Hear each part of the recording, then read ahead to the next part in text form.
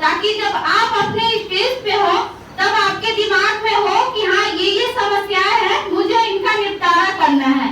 तो आज से ही आप अपने ध्यान में रखना शुरू कर दो कि हमारे समाज में महिलाएं ही नहीं और भी वर्गों को लेके क्या क्या समस्याएं हैं। क्योंकि जब आप एक सिविल, आप में से बहुत से लोगों का सपना सिविल सर्विसेज होगा, डॉक्टर होगा, तो जब आप उस मुकाम पे पहुंचोगे तो अगर उस समय आप समाज की समस्याओं को देखना शुरू करोगे तो वो काफी लेट हो चुका होगा। लेकिन अभी आप समस्याओं से रूबरू रहोगे तो उस समय आपको केवल उनका समाधान करना रहेगा और तभी आप एक असली युवा कहलाओगे।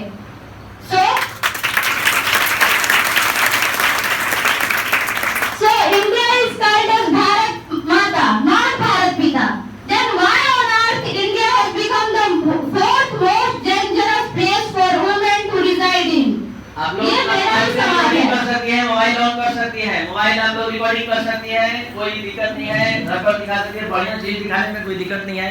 आप जिसके पास मोबाइल है अपना कैमरा ऑन कर सकती है। So a recent survey says that 54% of children in India are sexually harassed. That means that 1 out of 2 children are being sexually harassed at their earlier ages. हमारी इंडिया की ये condition है जहाँ हर 2 बच्चे में से एक बच्चा सेक्सुअली हरास्ड है एट हर अर्ली एजेस। तो आप खुद सोच सकते हैं कि जब उनके अर्ली एजेस में उनको इस तरह से हतोत्साहित कर दिया जाता है, समाज के इस गंदे फेस से उनको रूबरू कराया जाता है, तो आने वाले समय में उन पे क्या बीतेगी? Well, do you know that in our society how a housewife is being introduced? मैं आपको बताती हूँ। हमारे समाज में किसी भी गृहिणी को या फिर एक हाउसवाइफ को इस तरह से इंट्रोड्यूस कराया जाता है, meet her, she is a home maker and she doesn't do any work. अरे हमें उसे इंट्रोड्यूस कराने से पहले ये सोचना चाहिए कि जिसे आप बोल रहे हो कि वो कोई काम नहीं करती, उसी के बेसिस पे आप स्कूल जा रहे हो, कॉलेज जा रहे हो, खाना खा रहे हो, then why she doesn't do any work? She does do whole work.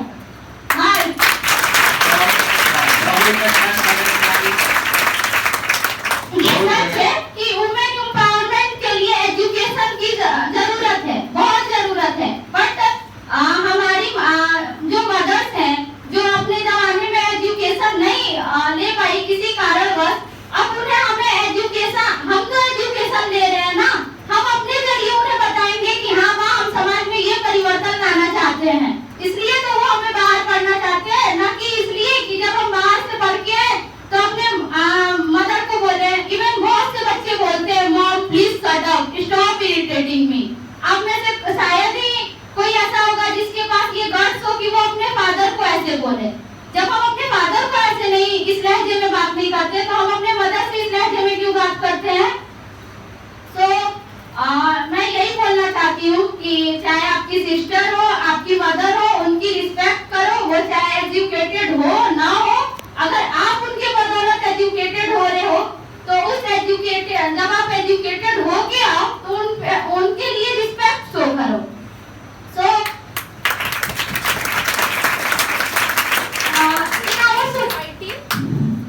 In our society we often see, हम प्राय देखते हैं कि कोई भी पेरेंट जो है, कोई भी नहीं, mostly parents teach their child that son why don't cry, but उसकी जगह पे हमें उन्हें ये सिखाना चाहिए that boys don't make girls cry.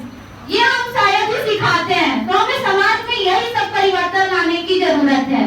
Okay, तो आज के समाज में कहीं ना कहीं हमारी मेंटालिटी बन चुकी है कि महिलाओं को सहना पड़ता है, टॉलरेट करना पड़ता है।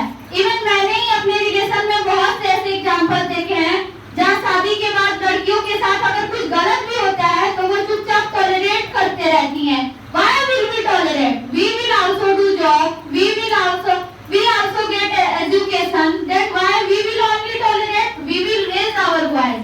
So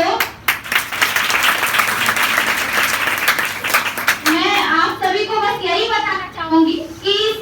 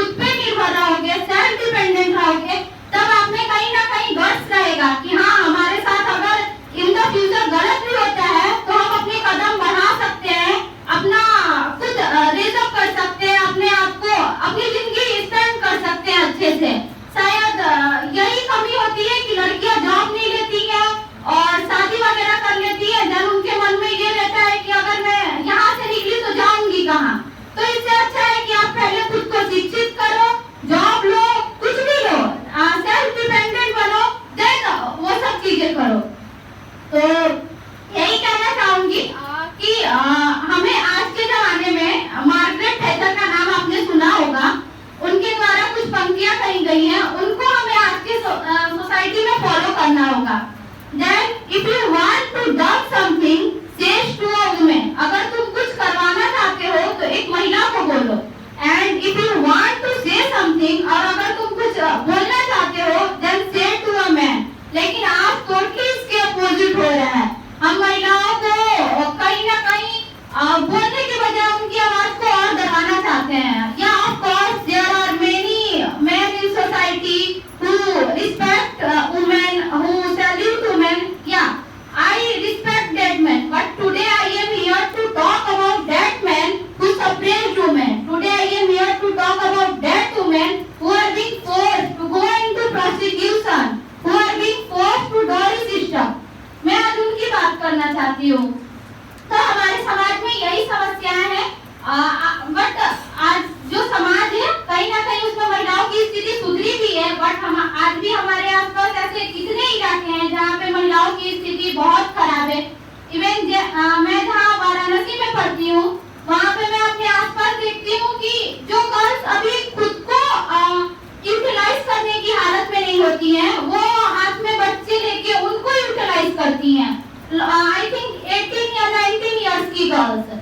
इवन मैं अपने गांव में भी देखती हूँ कि वहाँ पे जो लड़की खुद को यूटिलाइज करने की एज में नहीं होती है, वो शादी करके बच्चे को यूटिलाइज करती है।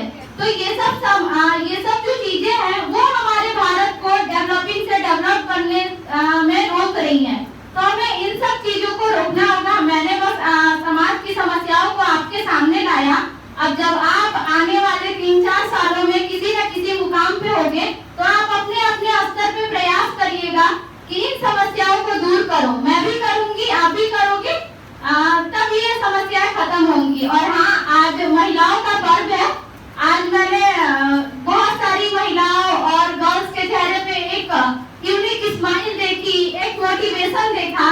बट मैं चाहती हूँ कि मैं और आप इस समाज को ऐसा बनाएं ताकि हमें महिलाओं के लिए किसी एक स्पेशल डे लाइक अंतर्राष्ट्रीय महिला दिवस की न जरूरत पड़े। हम समाज को ऐसा बनाएं कि हर दिन शक्ति का पर्व हो, हर दिन महिलाओं के लिए एक फेस्टिवल हो, उनके फेस पे हर दिन मोटिवेशन हो, उनको दबाया न जाए। So that's it. Thank you.